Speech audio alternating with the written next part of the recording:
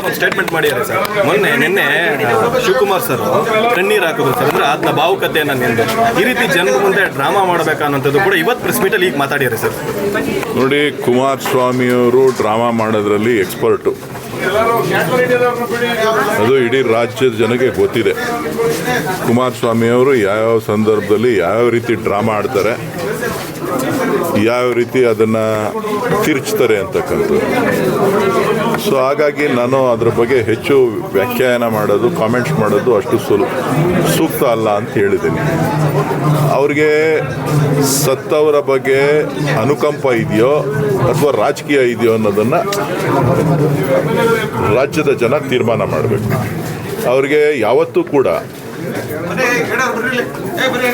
ಅವರು ಸತ್ತವರ ಮೇಲೆ ರಾಜಕಾರಣ ಮಾಡಿಕೊಂಡೇ ರಾಜಕೀಯವನ್ನು ಬೆಳೆದು ಬಂದಂಥವ್ರು.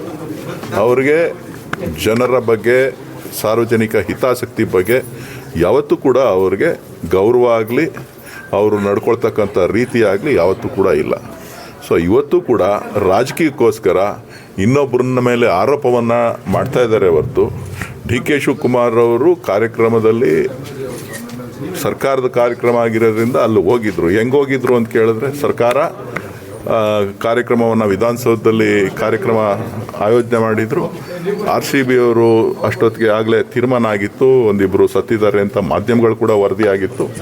ಆ ಸಂದರ್ಭದಲ್ಲಿ 10 ನಿಮಿಷದಲ್ಲಿ ವೈಂಡ್ ಅಪ್ ಮಾಡಿ ಅಂತ ಹೇಳಲಿಕ್ಕೋಸ್ಕರ ಅವರು ಆ ಸ್ಥಳಕ್ಕೆ ಹೋಗಿ ಅದನ್ನು 10 ನಿಮಿಷದಲ್ಲಿ ಅಲ್ಲಿ ಬಂದಂಥ ಅಭಿಮಾನಿಗಳಿಗೆ ವಿಚಾರವನ್ನು ತಿಳಿಸಿ ಕಾರ್ಯಕ್ರಮವನ್ನು ಮುಕ್ತಾಯಗೊಳಿಸಿ ಬಂದಿರತಕ್ಕಂಥದ್ದು. ಅದು ಮಾಧ್ಯಮಗಳಲ್ಲೂ ಕೂಡ ಇದೆ, ಸೋಷಿಯಲ್ ಮೀಡಿಯಾದಲ್ಲೂ ಕೂಡ ಇದೆ, ಎಲ್ಲನೂ ಕೂಡ ಇದೆ. ಇವತ್ತು ರಾಜಕೀಯವಾಗಿ ಅವರು ಏನೋ ಹೇಳಬೇಕು ಅಂತ ಅಂದಾಗ ಏನು ಮಾಡೋಕ್ಕಾಗೋದಿಲ್ಲ. ರಾಜಕೀಯವಾಗಿ ನಾವು ಕೂಡ ಉತ್ತರ ಕೊಡಬೇಕು.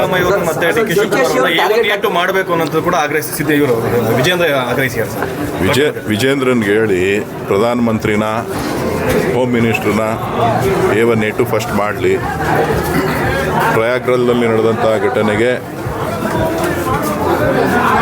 A1 A2 ಮಾಡಲಿ. ಏನಣ್ಣ ನೋಡ್ತಾ ಇದೆಯಾ ಹಿಂಗೆ? ಹೇಳಿಲ್ವಾ ಕುಮಾರಸ್ವಾಮಿ ನೈತಿಕ ಹೊಣೆ ಹೊರಬೇಕು, ಯಾವ್ಯಾವ ಸಂದರ್ಭದಲ್ಲಿ ಅವರು ನೈತಿಕ ಹೊಣೆ ಹೊತ್ತಿದ್ದಾರೆ ಅನ್ನೋದನ್ನ ತಿಳಿಸ್ಬೇಕು. ಈ ಪ್ರಕರಣದಲ್ಲೂ ಸರ್ ನೋಡ್ರಿ, ಡಿ ಕೆ ಶಿವಕುಮಾರ್ ಅವ್ರನ್ನ ಟಾರ್ಗೆಟ್ ಮಾಡೋದು ಬಿಟ್ರೆ ಇವ್ರಿಗೆ ಏನು ಬೇರೆ ಗೊತ್ತೇ ಇಲ್ಲ ರೀ. ಏನೇ ಯಾರದೇ ಮನೇಲಿ ಏನೇ ಆಯ್ತು ಅಂತ ಅಂದ್ರೂ ಶಿವಕುಮಾರೇ ಕಾರಣ. ಏನು ಮಾಡೋಕ್ಕಾಗತ್ತೆ ಅದಕ್ಕೆ? ಇವತ್ತು ಬಹುಶಃ ರಾಜ್ಯದ ರಾಜಕಾರಣದಲ್ಲಿ ಎಲ್ರಿಗೂ ಕೂಡ ಡಿ ಕೆ ಶಿವಕುಮಾರ್ ಕಾಣ್ತಾ ಇದ್ದಾರೆ ಹೊರತು ಬೇರೆಯವ್ರು ಯಾರು ಕಾಣಿಸ್ತಾ ಇಲ್ಲ.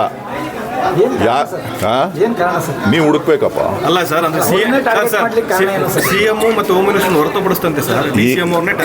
ಈಗ ನೀವು ಹುಡುಕ್ಬೇಕು, ಅದಕ್ಕೆ ಕಾರಣ ಏನು ಅಂತ ನನಗೆ ಗೊತ್ತಿಲ್ಲ. ನೀವು ಹುಡುಕಿ, ಮುಂದಿನ ಸಿಎಂ ಅಂತ ಸರ್ ನನಗೆ ಗೊತ್ತಿಲ್ಲ ಅಪ್ಪ. ನೀವೇ ಹುಡುಕ್ಬೇಕು. ನೀವು ಮಾಧ್ಯಮದ ಸ್ನೇಹಿತರಿದ್ದೀರಿ, ಭಾಳ ಅದು ನನಗೆ ಗೊತ್ತಿಲ್ಲ. ನನಗೆ ಈಗ ಸದ್ಯಕ್ಕೆ ಸಿದ್ದರಾಮಯ್ಯನವರು ಮುಖ್ಯಮಂತ್ರಿಗಳಾಗಿದ್ದಾರೆ, ಅವ್ರ ಬಗ್ಗೆ ಚಿಂತನೆ ಮಾಡೋಣ. ಇವತ್ತು ಆದ ದುರಂತಕ್ಕೆ ಆಗಿರ್ತಕ್ಕಂಥ ಸಾವು ನೋವಿಗೆ ಇವತ್ತು ನಾವೆಲ್ಲರೂ ಕೂಡ ತಲೆ ತಗ್ಗಿಸ್ಬೇಕಾಗ್ತದೆ. ಜೊತೆಗೆ ಅವರ ಕುಟುಂಬದ ಜೊತೆ ಇರಬೇಕಾಗ್ತದೆ. ಇವತ್ತು ಕೆಲವೊಂದು ಅಚಾತುರ್ಯಗಳು ನಡೆದಿಲ್ಲ ಅಂತ ಹೇಳೋದಿಲ್ಲ. ನೀವು ಇಷ್ಟೊಂದು ವ್ಯಾಖ್ಯಾನಗಳನ್ನು ಮಾಡ್ತಕ್ಕಂಥ ಮಾಧ್ಯಮದ ಸ್ನೇಹಿತರು, ನಿಮ್ಮ ಹಿಂದಿನ ಇತಿಹಾಸವನ್ನು ನೀವು ಕೂಡ ಯಾವ್ಯಾವ ರಾಜ್ಯದಲ್ಲಿ, ಯಾವ್ಯಾವ ರಾಷ್ಟ್ರದಲ್ಲಿ, ಯಾವ್ಯಾವ ಸಂದರ್ಭದಲ್ಲಿ ಏನೇನು ಆಗಿದೆ ದುರ್ಘಟನೆಗಳು, ಅದಕ್ಕೆ ನಿಮ್ಮ ಪ್ರತಿಕ್ರಿಯೆಗಳು ಯಾವ ರೀತಿ ಇತ್ತು ಅನ್ನೋದನ್ನು ಕೂಡ ನಿಮ್ಮ ಮನಸ್ಸಾಕ್ಷಿಯನ್ನು ನೀವು ಕೂಡ ಪರೀಕ್ಷೆ ಮಾಡ್ಕೋಬೇಕು ಅನ್ನೋದು ನನ್ನ ವಿನಯಪೂರ್ವಕವಾದಂಥ ಮನವಿ. ನೋಡ್ರಿ, ಸರ್ಕಾರದ ವೈಫಲ್ಯನೂ ಇದೆ ರೀ. ಈಗ ಪೆಹಲ್ಗಾಮ್ನಲ್ಲಿ ಸತ್ರಲ್ಲ, ಸರ್ಕಾರದ ವೈಫಲ್ಯ ಅಲ್ವಾ? ಸರ್ಕಾರದ ವೈಫಲ್ಯ ಅಲ್ವೇನಪ್ಪ? ಕುಮಾರಸ್ವಾಮಿ ಅವರು ಪ್ರಧಾನಮಂತ್ರಿಗಳ ರಾಜೀನಾಮೆ ಕೇಳಿದ್ರಾ? ಕುಮಾರಸ್ವಾಮಿ ಅವರು ಹೋಮ್ ಮಿನಿಸ್ಟರ್ ರಾಜೀನಾಮೆ ಕೇಳಿದ್ರಾ? ನಿಜ, ಪಾಕಿಸ್ತಾನದ ಉಗ್ರಗಾಮಿಗಳು ಬಂದು ನಮ್ಮ ಭಾರತೀಯರನ್ನು ಕೊಂದಿದ್ದಾರೆ. ಅದರ ಬಗ್ಗೆ ನಮಗೆ ನೋವಿದೆ. ಅದಕ್ಕೆ ತಕ್ಕವಾಗಿ ಏನು ಉತ್ತರ ಕೊಡಬೇಕೋ ಅದನ್ನು ಸರ್ಕಾರ ಎಲ್ಲ ಪಕ್ಷಗಳು ಸೇರಿ ಅವರಿಗೆ ಬೆಂಬಲವನ್ನು ಕೊಟ್ಟು ನಿಂತಿದ್ದೇವೆ. ನಾವು ಅದರಲ್ಲಿ ರಾಜಕೀಯ ಮಾಡೋಕ್ಕೆ ಹೋಗ್ಲಿಲ್ವಲ್ಲ.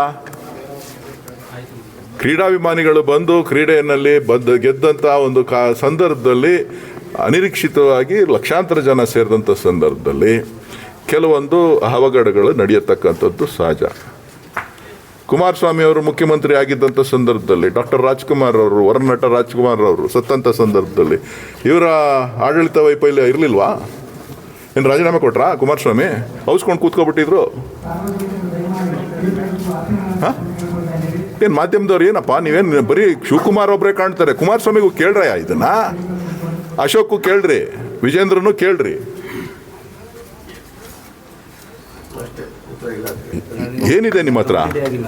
ನಿಮಗೆ ಮಾಧ್ಯಮದವರು ಹಳೆದನ್ನ ಬಿಟ್ಬಿಡೋದಲ್ಲ, ಅವ್ರು ಮಾಡಿರುವಂಥ ಅವ್ಯವಸ್ಥೆಗಳೇನಿದೆ ಆ ಅವ್ಯವಸ್ಥೆಗಳ ಮುಂದುವರೆದ ಭಾಗ. ಆದರೆ ಇವತ್ತು ಸರ್ಕಾರವನ್ನು ನಾನು ಹೇಳ್ತಕ್ಕಂಥದ್ದು ಆದ ತಪ್ಪನ್ನು ತಿದ್ಕೊಳ್ಳಿಕ್ಕೆ ಏನು ಮಾಡಬೇಕು ಅನ್ನೋದನ್ನು ಗಮನ ಹರಿಸ್ಬೇಕಾದಂಥದ್ದು ಸರ್ಕಾರದ ಕರ್ತವ್ಯ. ಡಿ ಕೆ ಶಿವಕುಮಾರ್ ಅಂತ ಹೇಳಿದ್ರೆ, ಡಿ ಕೆ ಶಿವಕುಮಾರ್ ನಿಮ್ಮ ಮನೇಲಿ ಏನಾರು ಆಯಿತು ಅಂತ ಅಂದ್ರೆ ಡಿ ಕೆ ಶಿವಕುಮಾರ್ ಅನ್ನೋದಾದ್ರೆ ಏನು ಮಾಡೋಕ್ಕಾಯ್ತದೆ? ನಾವು ನಾನು ಮಾಧ್ಯಮದ ಸ್ನೇಹಿತರಿಗೆ ನಾನು ಹೇಳೋದಿಷ್ಟೇ, ನನ್ನ ಹೇಳಿಕೆ ಸ್ಪಷ್ಟವಾಗಿದೆ. ರಾಜಕೀಯವನ್ನು ಹೊರತುಪಡಿಸ್ಬೇಕು, ಇಂಥ ಸಂದರ್ಭದಲ್ಲಿ ರಾಜಕೀಯವನ್ನು ಹೊರತುಪಡಿಸ್ಬೇಕು. ಇದು ರಾಜಕೀಯದ ಮೇಲೆ ಇದರ ಮೇಲೆ ರಾಜಕೀಯವನ್ನು ಮಾಡ್ತಕ್ಕಂಥವ್ರನ್ನ ನೀವು ಮೊದಲು ಟೀಕೆ ಮಾಡ್ತಕ್ಕಂಥದ್ದನ್ನ ನೀವು ಕಲಿಬೇಕು, ನೀವು ರಾಜ್ಯದ ಜನರಿಗೆ ತಿಳಿಸ್ಬೇಕು. ನೀವು ಅದನ್ನು ಬಿಟ್ಬಿಟ್ಟು ಶಿವಕುಮಾರ್ನ ಟಾರ್ಗೆಟ್ ಮಾಡೋದು ನಿಮ್ಮ ಉದ್ದೇಶ ಆಗಿದೆಯಾ ಏನು ನನಗೆ ಗೊತ್ತಿಲ್ಲ. ನೀವು ಸೇರಿ ಶಿವಕುಮಾರ್ನ ಟಾರ್ಗೆಟ್ ಮಾಡ್ತಾ ಇದ್ದೀರಾ?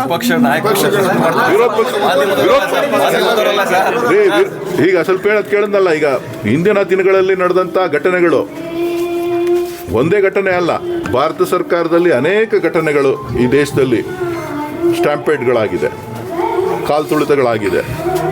ಕಳೆದ ಇದರಲ್ಲಿ ಬಾಂಬೆನಲ್ಲಿ ಯಾವುದೋ ಒಂದು ಇನ್ಸಿಡೆಂಟ್ ಆಯಿತು, ಗುಜರಾತ್ನಲ್ಲಿ ಕೆಲವು ಇನ್ಸಿಡೆಂಟ್ಸ್ಗಳಾಗಿದೆ. ಯಾವತ್ತು ಆದಾಗ ಸರ್ ಕಾಂಗ್ರೆಸ್ ಸಂಸದರೇ ಕೂಡ ಬಹಳಷ್ಟು ಟೀಕೆ ಮಾಡಿದ್ರು ಸರ್, ಒಂದು ನಿಂಬೆಹಣ್ಣು ಹಿಡ್ಕೊಂಡು ಕೂಡ ಇದು ಮಾಡಿದ್ರು ಸರ್.